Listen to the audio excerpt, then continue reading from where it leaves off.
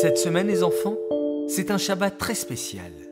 Nous allons commencer un nouveau livre de la Torah. Tu te souviens qu'il y a 5 livres dans la Torah.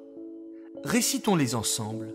Bereshit, Shemot, Vaïkra, Bamidbar et Devarim.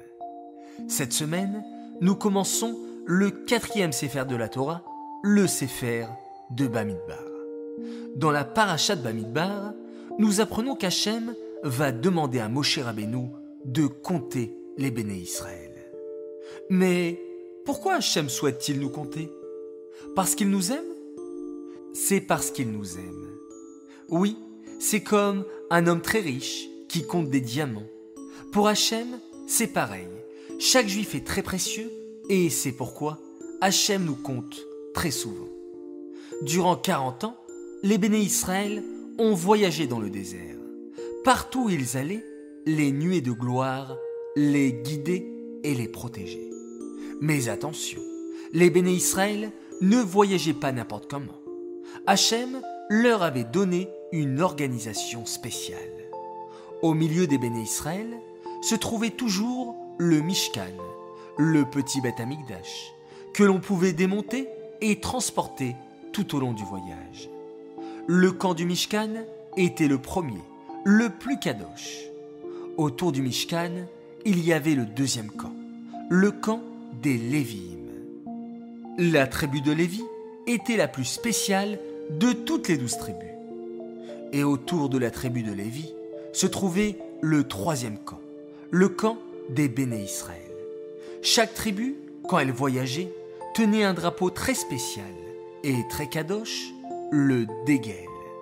Les dégalim des tribus étaient magnifiques en soi et chaque dégel, chaque drapeau avait une couleur spéciale ordonnée par Hachem. Par exemple, le drapeau de la tribu de Réhouven était rouge, le drapeau de la tribu de Shimon vert, celui de Yehuda bleu, etc. Les tribus avançaient toujours dans le même ordre. Yehuda, Issachar et Zevouloun à l'est, Éphraïm, Ménaché et Binyamin à l'ouest, Réhouven, Shimon et Gad au sud, et Dan, Asher, Naphtali au nord. Mais comment les béné Israël faisaient-ils pour transporter le Mishkan? Il était bien trop lourd. En fait, le Mishkan pouvait se démonter, comme des Legos. C'était la tribu de Lévi qui avait le travail de transporter le Mishkan et ses kélim. Ils faisaient attention à ne pas les perdre ou à ce qu'ils ne s'abîment pas. Les Lévi'im avaient aussi la mitzvah de garder le Mishkan et ils jouaient de la musique et chantaient pour Hachem. Avant chaque voyage dans le désert, il fallait recouvrir les objets du Mishkan de 2 tissus pour bien les protéger. La paracha s'appelle Bamidbar, qui signifie « dans le désert », car c'est dans le désert qu'Hachem nous a donné la Torah. De même qu'un désert est à tout le monde, Hachem voulait nous enseigner que la Torah est pour chaque juif, qu'il soit grand ou bien petit. Bravo les enfants, vous avez bien écouté cette vidéo sur la paracha Bamidbar.